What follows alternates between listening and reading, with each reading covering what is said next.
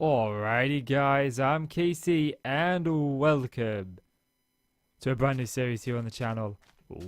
No, not a brand new series, brand new video in the series. I've recorded these first 3 episodes straight after one another. And today I really want to do something that I probably shouldn't do. I feel like we definitely came from over there. Maybe we didn't. I mean, it is at all possible. This rises on the left, sets.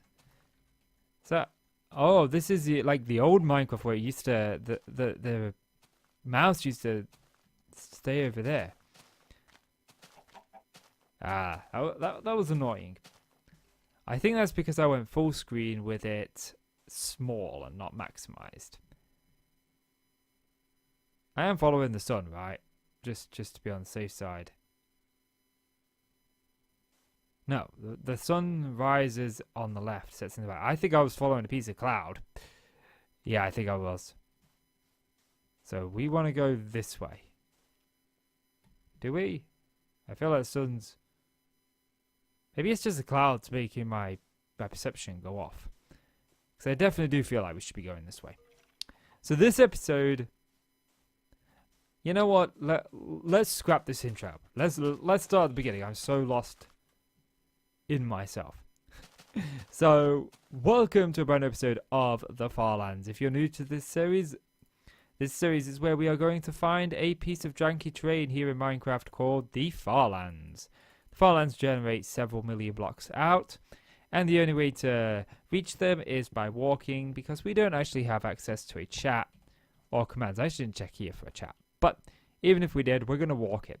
This series can get very boring, and because of that, I've decided to use this series as a sort of vlogging series where I talk about topics. Sometimes we talk about Minecraft related topics, other times more personal topics. And in this episode, I'm going to approach something that is in the news. Now, of course.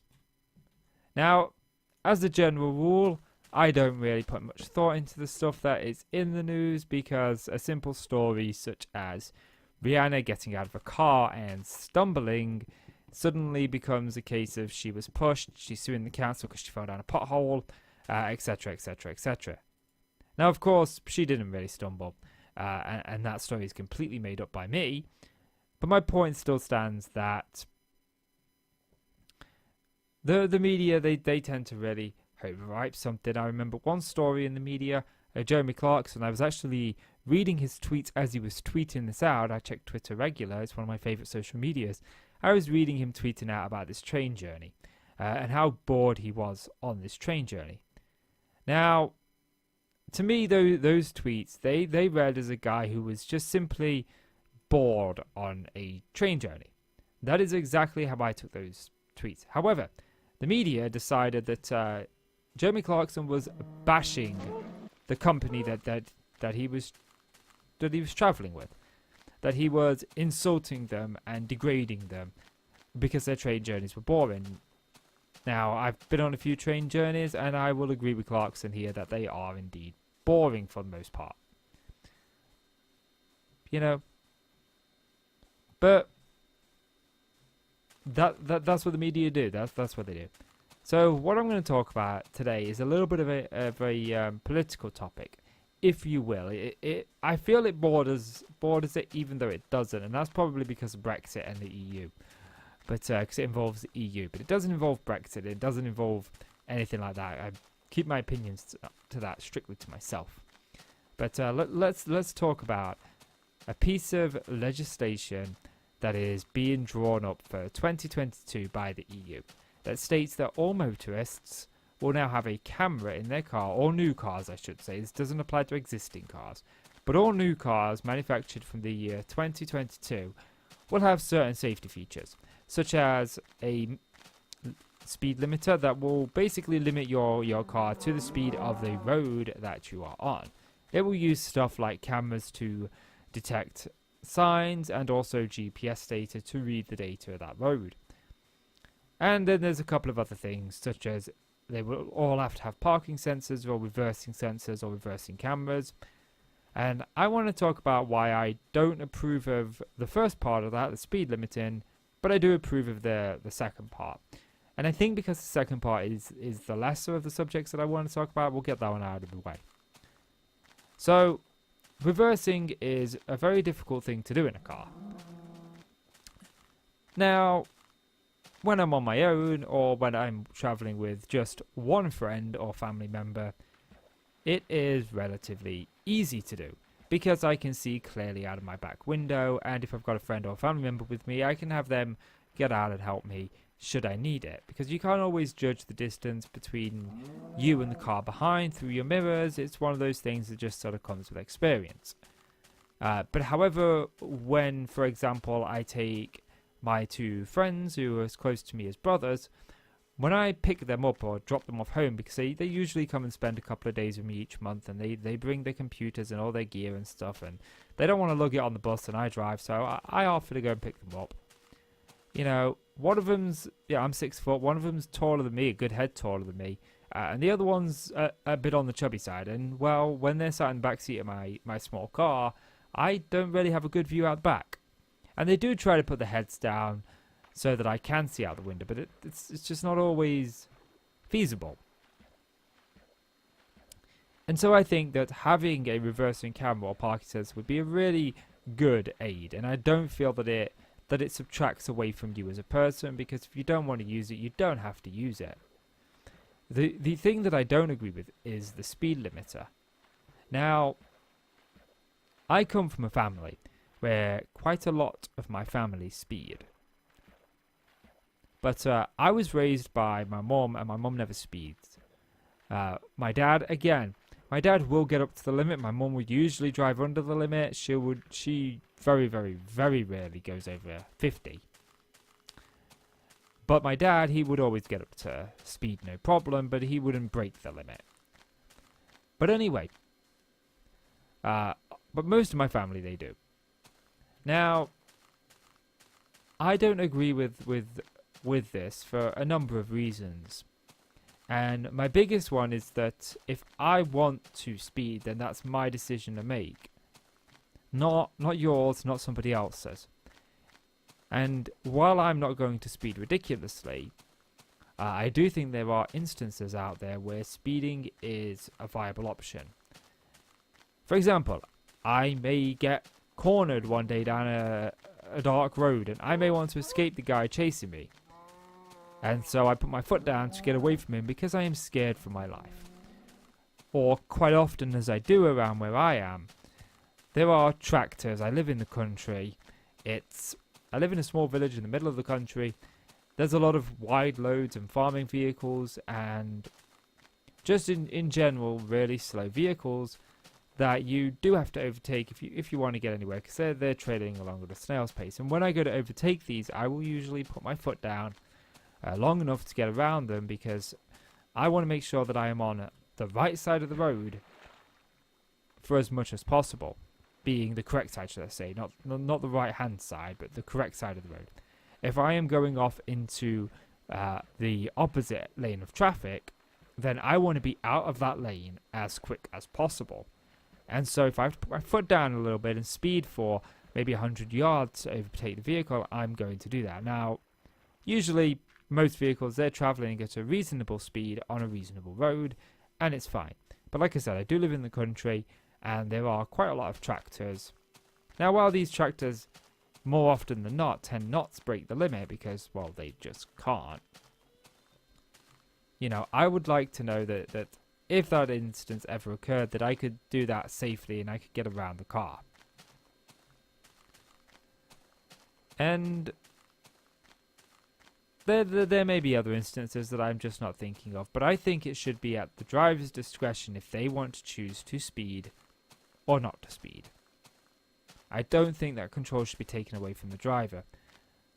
Now, I do think that there are some really stupid drivers out there who speed ridiculously for absolutely no other reason than they like to.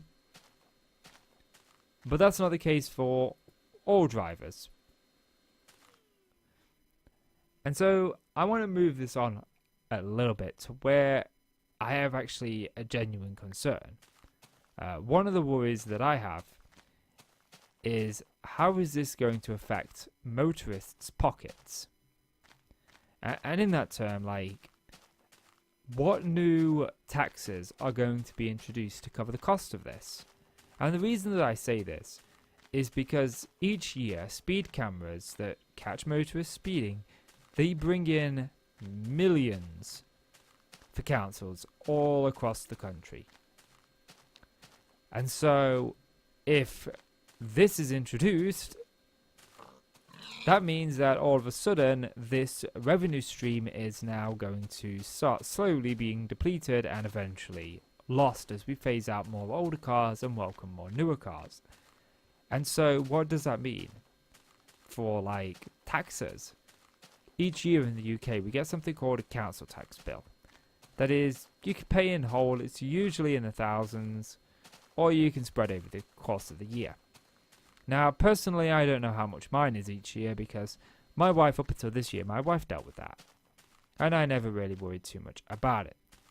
But I did know my mum's.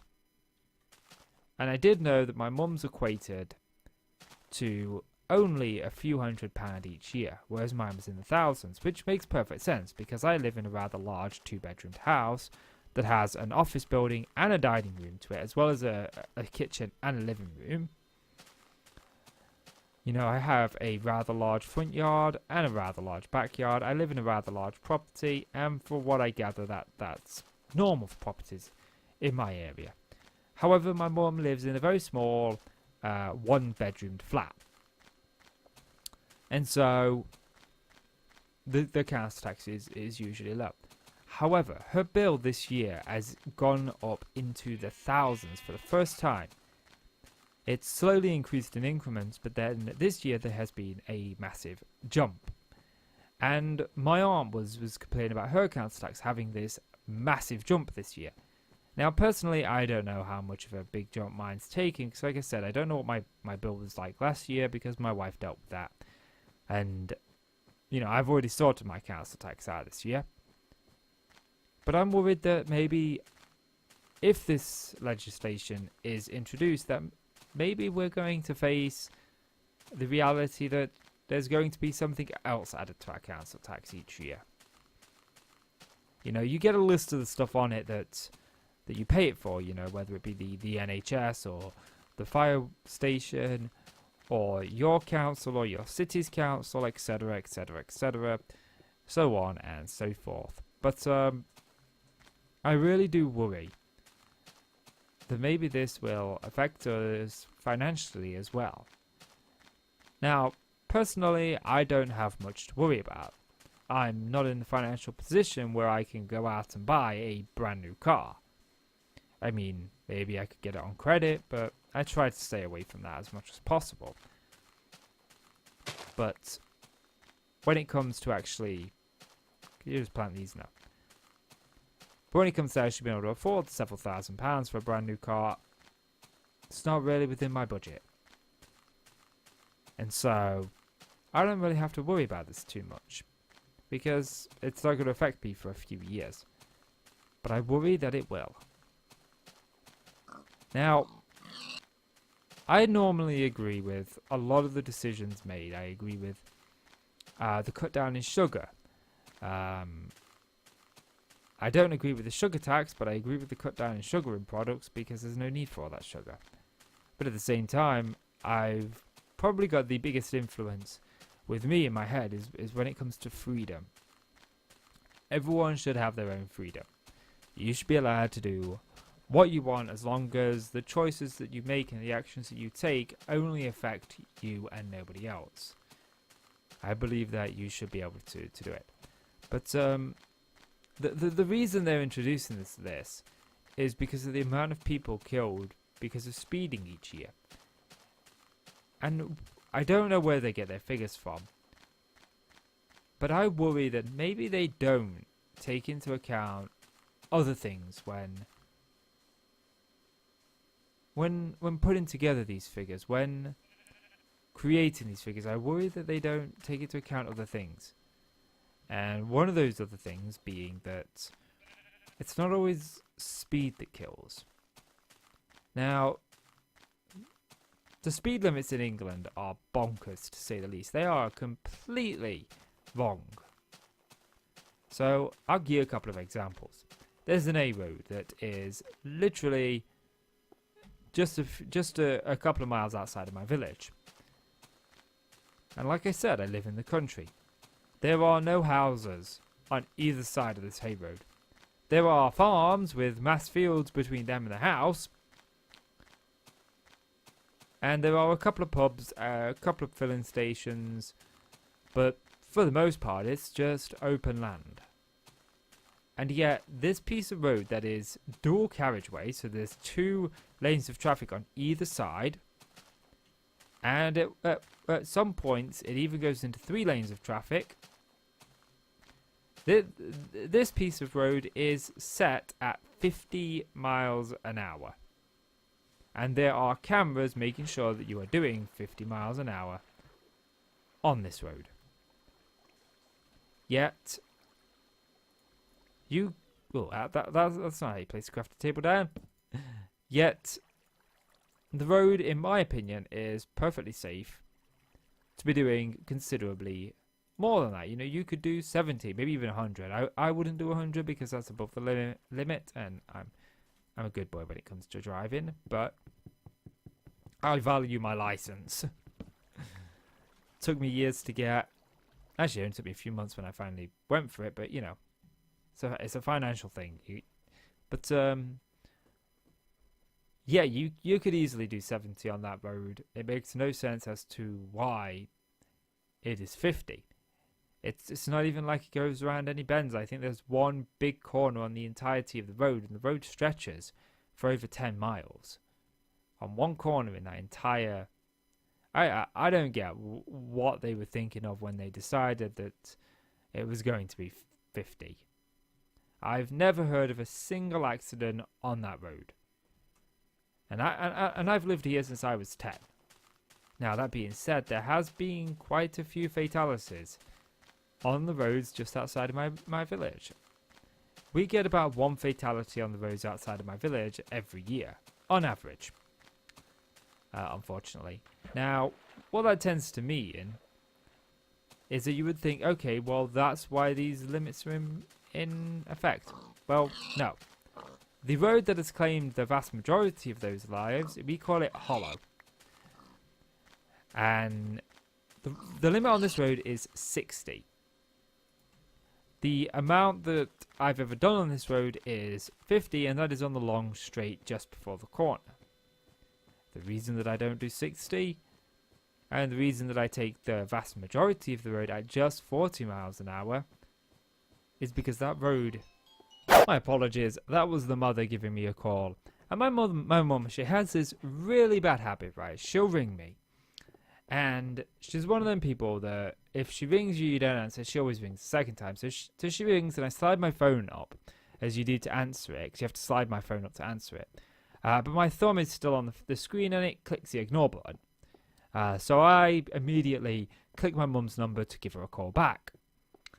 And as I ring her, it rings one time and she answers. But her phone doesn't ring straight away. It takes a little bit of time before it rings her end. So that first ring that I hear, she doesn't hear. And so she picks up her phone, trying to call me again. And she doesn't know my number off by heart. And she's not as tech savvy as me, as in smart enough to be able to save it into the phone. And so she's there pressing in this number and saying it. And I'm there going, Mum, you realise you've answered the phone to me. Mum, I'm here. I've just rang you and you've answered the phone. You don't need to dial my number. Then I hear her start to laugh. And she's like, oh, that's what the voice was. I thought the phone was talking to me. And I'm like, yes, the phone was talking to you. It was your son saying that, hello, I'm here.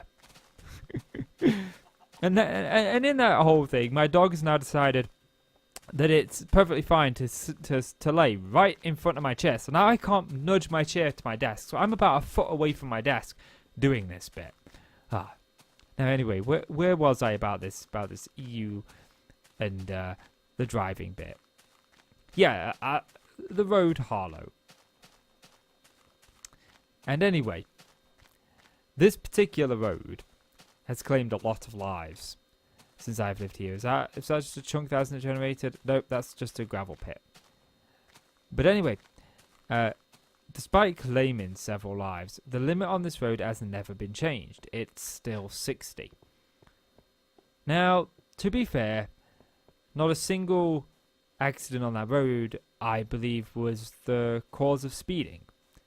But I do believe that it was a cause of going 60 miles an hour on that road. Because... Oi! Which one are you snoring? Can you hear that? That's my dog snoring. Oh, they're gonna be more of this video than me. I watch a YouTuber called Whip, and Kuda's slowly taking over his channel. Now I've got Keto and Pongo taking over my channel. Oh, well guys, that's it for KC. It's over to Keto and Pongo from here on out. Thanks for watching. I love you very much, and they'll take over from here. I'll be back when we reach 1 million.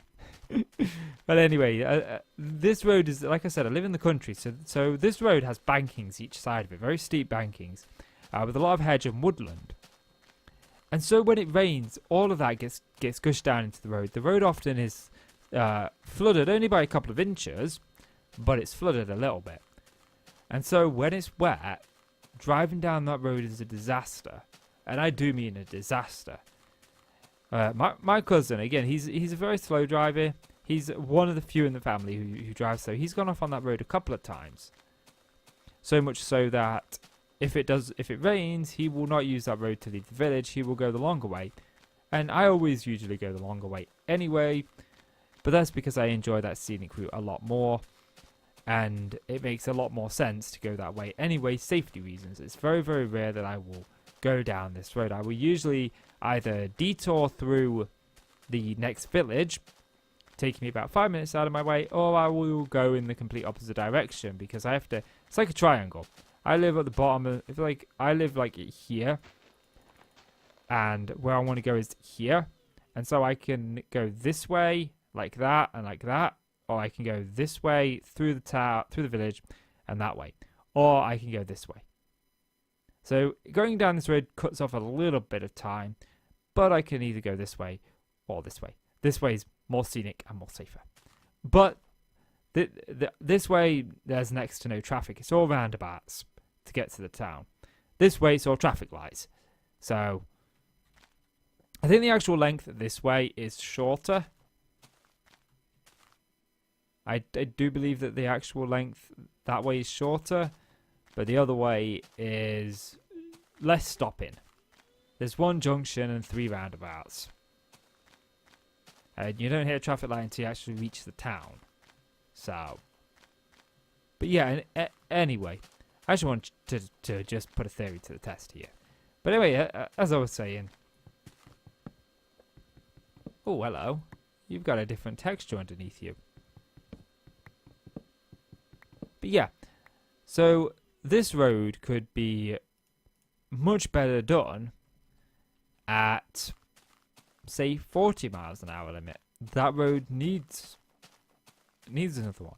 Needs a smaller limit. And the roads in the UK are absolutely dreadful for stuff like this. For just roads like this that are just a ridiculous amount of speed and they don't make any sense. Another example is I've got country roads all around me, and like I said earlier on in the video, these roads are used by tractors, and for the most part they are 1 lane long. You know, they're just 1 lane, not 1 lane for each side of traffic. I mean just 1 lane for both sides of traffic. You know, there's parts where it is feasible if you are going slow enough that you can make 2 cars go side by side, but you would have to be careful because you would be pretty much driving in the banking either side. And then you've got the parts of this road where you are with 1 car driving in the banking either side. And by either side, I do genuinely mean either side. They are that narrow and that small. And the limit on these roads, which go up and down hills, that go round corners, and you never really have more than a few feet of view in front of you. The limit on these roads is 60.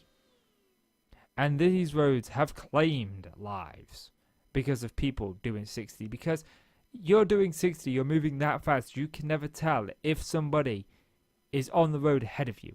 And like I said, these roads are not really wide enough for 2 cars in most places. And even in the places that they are, you have to go slowly enough that you can pass by each other, because when you're driving down that road, you drive in the middle of that road. You don't drive on the sides, because you're going to get gunk in your tires. You're going to get twigs and branches, and, you know, they will sever lines under your car, whether it be brake lines, whether it be fuel lines.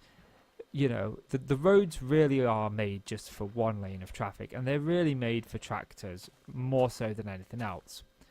But cars are legally allowed down them, and there are a few homes up there. Quite a few homes, actually. And so, you know, cars do go up there, and it's a very, very nice place to go, don't get me wrong. Quite often, I will just go for a drive there. Sometimes I take a friend to drive up there, and just recently I've took my mum on a few drives up there. But for a road that's 60 miles an hour, you just...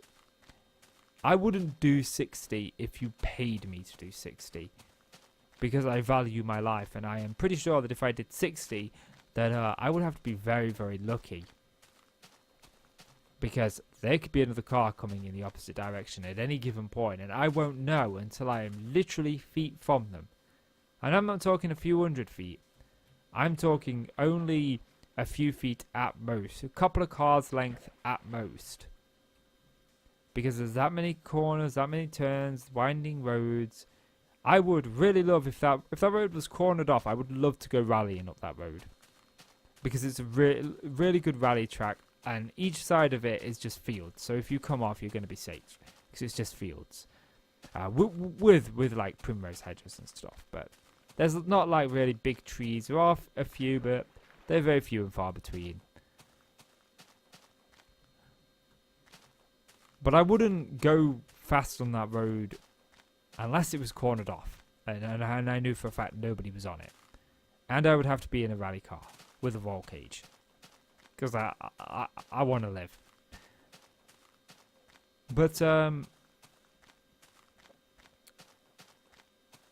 that's what I think that the speed problem is. I think it's roads like that really... They shouldn't be 60. They should be less. And I've never really met anyone who's taken these roads really fast. When I've been driving down them and there has been other cars, they've been going at a reasonable speed, at the same kind of speed that I have. And when we pass one another, we always slow down, because we're always worried at going at a fast speed that you're going to hit a pothole at the side of the road, or you're going to hit a ditch, or you're going to hit something that is going to damage your tyre, break a wheel arch, sever a brake line. I recently had my brake line severed. Somehow, some way, I don't know how it happened, but I've been driving down these country roads, and I think they were responsible. But yeah, I don't think this forcing the driver to not be able to go above the limit. I don't think that's gonna really work out as good as I think they would like it to work out. I think they definitely think it's going to be better than it is. But I do think that if it does come into effect, I do worry about how they are going to plug that hole. Or how they are going to fill that hole, should I say.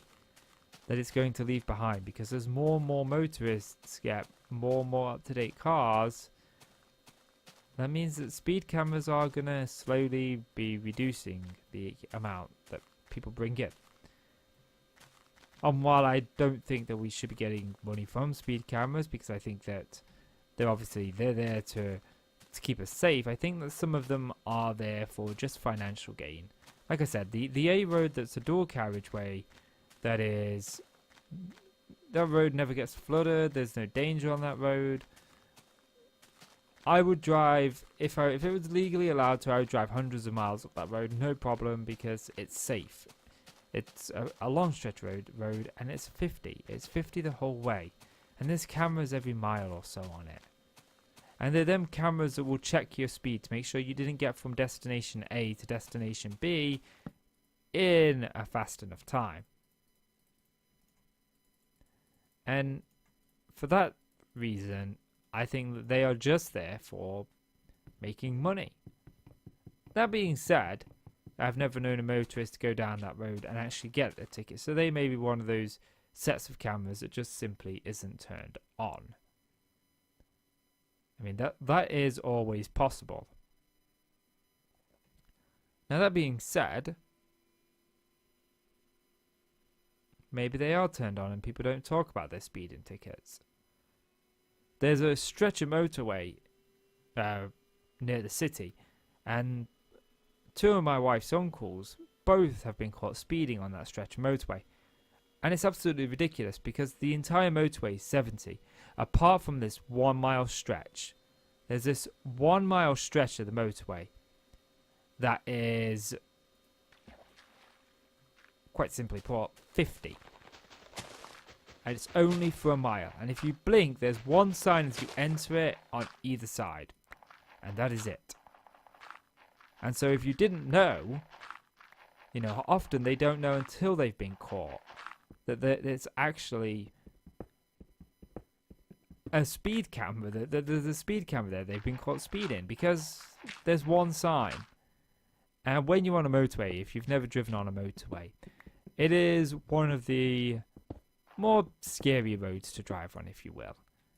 Because you've got like 3, maybe 4 lanes of traffic in some places. You've got to be constantly making sure that your speed is right. You've got to be checking just so much stuff on a motorway that sometimes missing one sign here or there, it's going to happen. Even just driving along normal roads, I will miss a sign here and there. But if you miss this sign, then you get a speeding ticket. And I think that... No. Whew. We do not want to die.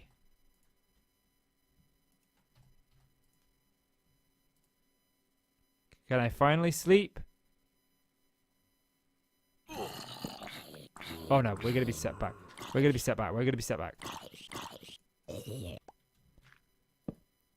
What is going on here? Okay. Let's sleep the night away. That shouldn't be dark enough for them to spawn. Finally! I thought we were going to die and lose an entire episode there. So, I need to make some stuff for the next episode. So, I want to make a sword because we are running low on a sword. And I think that I want to make some armor just so I've got a little bit of armor. But yeah, I think that for the most part, all leather armor looks different. That some speed cameras are there just to make money.